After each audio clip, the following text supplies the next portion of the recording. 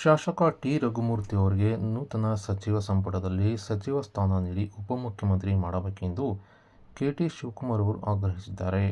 ಚಿತ್ರದುರ್ಗದ ಪತ್ರಕರ್ತರ ಭವನದಲ್ಲಿ ಪತ್ರಿಕಾಗೋಷ್ಠಿ ನಡೆಸಿದ ಕರುನಾಡ ವಿಜಯ ಸೇನೆಯ ಜಿಲ್ಲಾಧ್ಯಕ್ಷ ಕೆ. ಟಿ. ಶಿವಕುಮಾರ್ ಅವರು ಮಾತನಾಡಿದ್ದು, ಚಿತ್ರದುರ್ಗದ ಅಭಿವೃದ್ಧಿಗಾಗಿ ನಮ್ಮ ಸಂಘಟನೆ ಹಲವು ಬಾರಿ ಶಾಸಕ ಟಿ. ರಘುಮೂರ್ತಿ ಅವರಿಗೆ ಸಚಿವ ಸ್ಥಾನ ನೀಡುವಂತೆ ಮನವಿ ಮಾಡಿದೆ. ಟಿ. ರಘುಮೂರ್ತಿಯವರು ಅನೇಕ ಅಭಿವೃದ್ಧಿ ಮಾಡಿದ್ದು, ಇಂಜಿನಿಯರಿಂಗ್ ಕಾಲೇಜು ಸಹ ತಂದಿದ್ದಾರೆ. ಹೋರಾಟದ ಮೂಲಕ ಕಾಲೇಜನ್ನು ಉಳಿಸಿಕೊಂಡಿದ್ದು, ಪಕ್ಷ ಅವರ ಅಭಿವೃದ್ಧಿ ಕಾರ್ಯವನ್ನು ನೋಡಿ ಶಾಸಕ ಟಿ. ರಘುಮೂರ್ತಿಗೆ ಸಚಿವ ಸ್ಥಾನ ನೀಡಿ ಅದರ ಜೊತೆ ಸರ್ಕಾರದ ಉಪಮುಖ್ಯಮಂತ್ರಿಯನ್ನಾಗಿ ಮಾಡಬೇಕು. ಇಲ್ಲವಾದಲ್ಲಿ ಹಿಂದೆ ಮಾಡಿದ ರೀತಿಯಲ್ಲೇ ಮುಂದೆಯೂ ಸಹ ಉಗ್ರ ಹೋರಾಟ ಮಾಡಬೇಕಾಗುತ್ತದೆ ಎಂದು ಕೆ. ಟಿ. ಶಿವಕುಮಾರ್ ಅವರು ಸರ್ಕಾರಕ್ಕೆ ಎಚ್ಚರಿಕೆ ನೀಡಿದ್ದಾರೆ.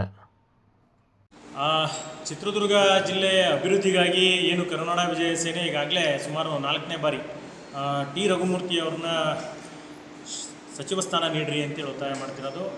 ಇಷ್ಟೇ ವಿಜಯ ಸೇನೆ ಯಾಕೆ ರಘುಮೂರ್ತಿಯವರ ಪರವಾಗಿದೆ ಅಂತಂದರೆ, ಅವರ ಅಭಿವೃದ್ಧಿ ಕೇವಲ 2 ಬಾರಿ ಗೆದ್ದಾಗಲೇ ಅವರು ಚಳ್ಳಕೆರೆಗೆ ಇಂಜಿನಿಯರಿಂಗ್ ಕಾಲೇಜ್ ತೊಗೊಂಡು ಬಂದರು, ಕೃಷಿ ಪದವಿಯನ್ನು ತೊಗೊಂಡು ಬಂದರು, ರಸ್ತೆಯನ್ನು ಅಗಲೀಕರಣ ಮಾಡಿದ್ರು, ಅಭಿವೃದ್ಧಿಯ ಪರ್ವವನ್ನೇ ಇರ್ತದೆ. ಇವತ್ತು ಕೂಡ ಅವರ ಕಡುಮಕಟ್ಟೆ ಗ್ರಾಮವನ್ನು ನೋಡಿದ್ರೆ ಸಾಕು, ಅವರ ಶಾಲೆಯ ಅಭಿವೃದ್ಧಿ ಮತ್ತು ತುರುವನೂರು ಡಿಗ್ರಿ ಕಾಲೇಜು ನಿಪ್ಪಾಣಿಗೆ ಹೋದಂಥ ಸಂದರ್ಭದಲ್ಲಿ ಅವರ ನಿಷ್ಠೆ, ಕ್ಷೇತ್ರದ ಜನತೆಗಾಗಿ ವಿದ್ಯಾರ್ಥಿಗಳಿಗಾಗಿ ಅವರ ನಿಷ್ಠೆ, 3 ದಿನದ ಗಟ್ಟಲೆ ಹೋರಾಟಕ್ಕೆ ಇಳಿದು ಪೊಲೀಸರ ಬಂಧನಕ್ಕೆ ನಾವು ಕೂಡ ಒಳಗಾಗಿ ಅಲ್ಲಿಂದ ನಾವು ಕೂಡ ಪಾದಯಾತ್ರೆ ಮಾಡಿದ್ವಿ.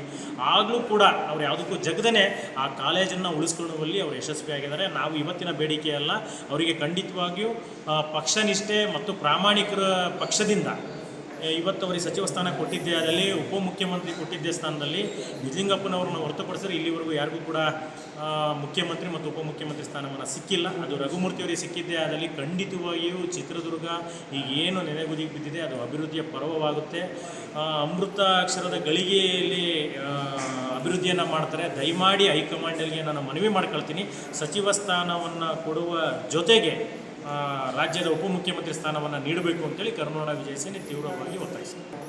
ಸರ್, ಕೊಡಲಿಲ್ಲ ಅಂದರೆ 100% ಹೋರಾಟ ಮಾಡ್ತೀವಿ. ಯಾಕೆ ಅಂತಂದರೆ ಅಂಥ ಸಂದರ್ಭದಲ್ಲೇ ಕಾಂಗ್ರೆಸ್ ಕಚೇರಿಗೆ ಮುತ್ತಿಗೆ ಹಾಕಿ ರಕ್ತದಲ್ಲಿ ಮನವಿಯನ್ನು ಬರೆದಿದ್ವಿ. ಕಾಂಗ್ರೆಸ್ ಕಚೇರಿ ಮುಂದೆ ಸ್ಮಶಾನವನ್ನು ಗೋರಿಯನ್ನು ಕಟ್ಟುವ ಮುಖೇನ ವಿಭಿನ್ನ ರೀತಿಯ ಹೋರಾಟ ಮಾಡಿದ್ವಿ. ಈ ಬಾರಿ ಉಗ್ರವಾದ ಹೋರಾಟ ಮಾಡ್ತೀವಿ. ಅದು ಎಂಥ ಚಳುವಳಿಗೂ ಸಮೇತ ನಾನು ಸಿದ್ಧ.